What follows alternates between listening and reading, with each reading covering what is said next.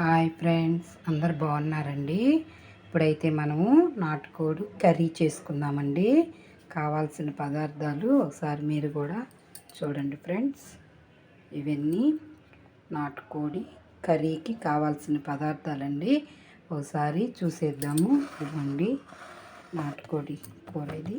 ఇప్పుడు మనము అది ప్రిపేర్ చేసుకుందామండి. చూసేద్దాము. ఇప్పుడైతే మనము స్టవ్ వెలిగించుకున్నాం ఫ్రెండ్స్. బాండీ పెట్టేసుకుందాము. ఇప్పుడు ధనియాలు, మిరియాలు, పట్టా లవంగాలు కూడా వేసుకొని బాగా వేయించుకున్నామండి. ఇది చికెన్లోకి మసాలా పొడి అండి. ధనియాలు, మిరియాలు, పట్టా లవంగాలు వేసుకొని మనం ఇట్లా వేయించుకోవాలండి. ఇప్పుడైతే మనము వేయించేసుకున్నామండి. రెడీ అయితే అయిపోయాయి. పక్కన పెట్టేసుకుందాం ఫ్రెండ్స్. ఇప్పుడు కళాయి పెట్టేసుకుందాము. ఇప్పుడైతే కళాయి వేడయ్యాక మనం శుభ్రం చేసి పెట్టుకున్నాం కదండి, ఆ చికెన్ అంతా దానిలో వేసేసుకుందాము. ఇదిగోండి, తగినంత ఉప్పు కూడా వేసేసుకుందామండి. తగినంత పసుపు కూడా దానిలో వేసేసుకుందాము.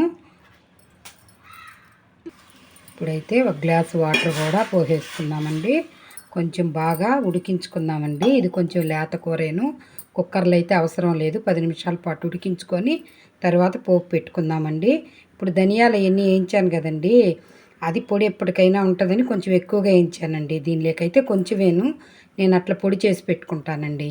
ఇది ఒక 10 నిమిషాల పాటు ఉడికించేసుకుందాం. ఉడికిపోతుంది ఫ్రెండ్స్, దగ్గరికి వస్తుంది. ఉడకొచ్చిందండి. ఇప్పుడైతే మనము ఒక 2 స్పూన్లు మిరప్పొడి వేసుకుందామండి. ఇది చికెన్ కదా, కొంచెం ఎక్కువే పడుతుందండి. ఇప్పుడైతే అల్లం పేస్ట్ అండి, ఇది కూడా ఒక స్పూన్ వేసుకున్నాము. కొంచెం ఎక్కువ పడుతుంది, చికెన్ కదా. నేనైతే ముందే పేస్ట్ చేసి పెట్టుకున్నానండి. ఇప్పుడైతే చికెన్ ఉడికిపోతుందండి. పక్క స్టవ్ మీద పెట్టేసుకున్నానండి. ఇప్పుడు ఈ స్టవ్ మీద బాండిల్ పెట్టేసుకుంటున్నాము.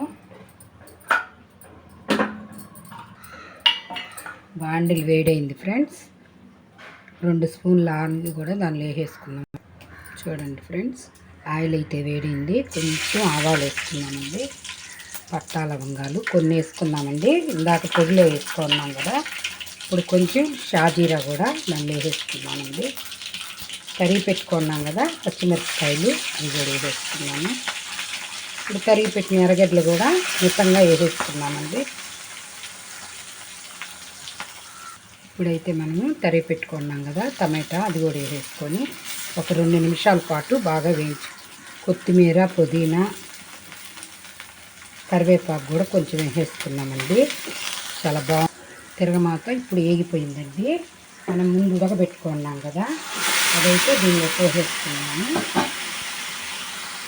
ఇప్పుడు మనం మిక్సీ పట్టుకున్నాం కదండి ధనియాల పొడి, అది నేనైతే మిక్సీకి వేసిన ధనియాల పొడి ఇట్లా డబ్బాకి స్టోర్ చేసుకున్నానండి. ఇలా రాసి పెట్టుకుంటాను. చేసినప్పుడు కొంచెం కొంచెం దానిలో యాడ్ చేసుకుంటానండి. ఇప్పుడైతే రెడీ అయిపోయింది ఫ్రెండ్స్. నాటుకోడి కర్రీ, వేడి వేడి రసం రెడీ అయిపోయాయండి.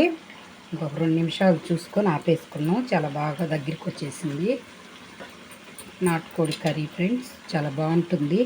మీరు కూడా ఒకసారి ట్రై చేసి చూడండి ఫ్రెండ్స్. నాటుకోడి కర్రీ రెడీ అయిపోయింది ఫ్రెండ్స్.